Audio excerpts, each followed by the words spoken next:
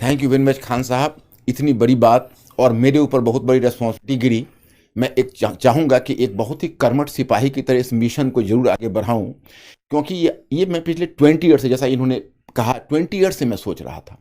दूसरी बात कि मैंने खान साहब एक अखंड भारत शब्द का बहुत ज़्यादा प्रयोग करते हैं, मेरे सामने भी किया। तो मैंने खान साहब से क्वेश्चन किया कि व्हाट डू मीन बाय अखंड भारत, आपको अखंड भारत से मतलब क्या है?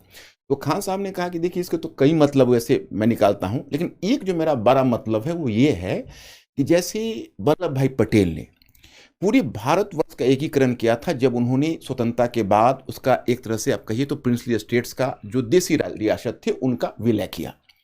लेकिन इंडिया एजुकेशनली बहुत डिवाइडेड रहा, बहुत डिवाइडेड रहा। अब 16% साक्षरता मात्र 75% तक पहुंच गई है, तो साक्षरता का हाल है और शिक्षा का तो हाल मत पूछिए। इनका कहना है कि हम डिजिटल इस रेवोल्यूशन से हम पूरे इंडिया की एजुकेशन के इस फासला को तय करेंगे। भाई ये तो बहुत बड़ी बात है, इतनी कम उम्र में इतनी बड़ी बात इन्होंने सोची है। मतलब मैं तो चकित रह गया और मैं सोचा कि भाई इस बस को मिस नहीं किया करना चाहिए, इसको जरूर आगे बढ़ाना चाहिए।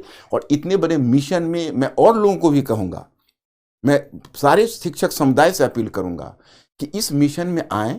ये बहुत बड़ा मिशन होगा और इससे सेटिस्फैक्शन मिलेगा, हर आदमी को जीवन में एक मीनिंग मिलेगी।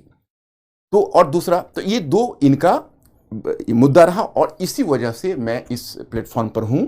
तो मुझे लगता है कि मेरे स्टूडेंट्स लोग अभी मेरे इस क्वेश्चन का मतलब their question has already been answered. चलिए, आप लोगों ने तो सुना होगा भाई, अभी मैं जुड़ा हूँ और मेरे कुछ बंधुवर और भी अच्छे शिक्षक जुड़े हैं।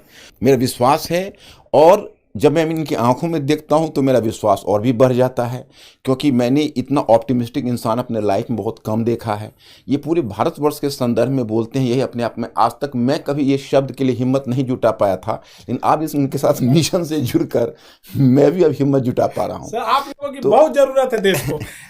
देश को बहुत ज्यादा जरूरत है, समाज की अंतिम पीढ़ियों को। और हम इतना विश्वास दिलाते हैं कि आप लोगों को ना एक इतिहास पढ़ने के साथ साथ इतिहास रचने का मौका मिलेगा। और सर, यही बच्चे निकलेंगे और बदलेंगे। कि कभी कहा जाता है कि हिंदी मीडियम के लड़कों का रिजल्ट नहीं हो रहा है, ये बड़ा चीज है। अरे हिंदी मीडियम के लड़कों को आपने मौका कहां दिया? वहां पर गरीब बच्चा जो गांव के सड़कों पे घूम रहा है, तो ऐसा थोड़ी है कि उसके पास योग्यता नहीं है। अरे उसके पास पैसे नहीं है, अब कोई बाधा नहीं आएगी सर। लड़कों का तो कई लड़कों का कहना है कि सर आ गया, अब हम तो कोई किला उखाड़ देंगे।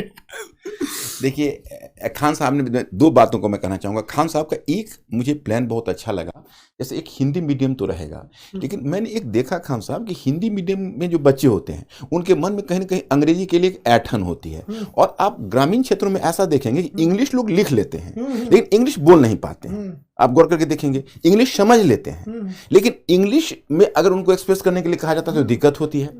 तो वैसे लोग जो इंग्लिश लिख सकते हैं, आज की तारीख में जब इंटरव्यू में भी उनके पास चॉइस है कि हिंदी इंग्लिश किसी में डिलीवर कर सकते हैं, और अगर वो इंग्लिश लिखने की स्थिति में है, तो उनको शिक्षा देने के लिए आपने जो इंग्लिश वाला आइडिया दिया है ये बहुत अच्छा। इन्होंने 3 स्टेज में लाया है, एक कहा है हिंदी मीडियम, दूसरा इंग्लिश और तीसरा इंग्लिश, प्योर इंग्लिश, ताकि वैसे बच्चे जो प्योर इंग्लिश वाले हैं साउथ इंडिया, क्योंकि जब अखंड भारत को करना है तो अगर आप केवल हिंदी में रहेंगे तो खंडित भारत हो जाएगा। तो उसको अखंड भारत करने के लिए आपको गैर हिंदी प्रदेश में भी जाना पड़ेगा। तो ये भी एक लॉन्ग टर्म प्लान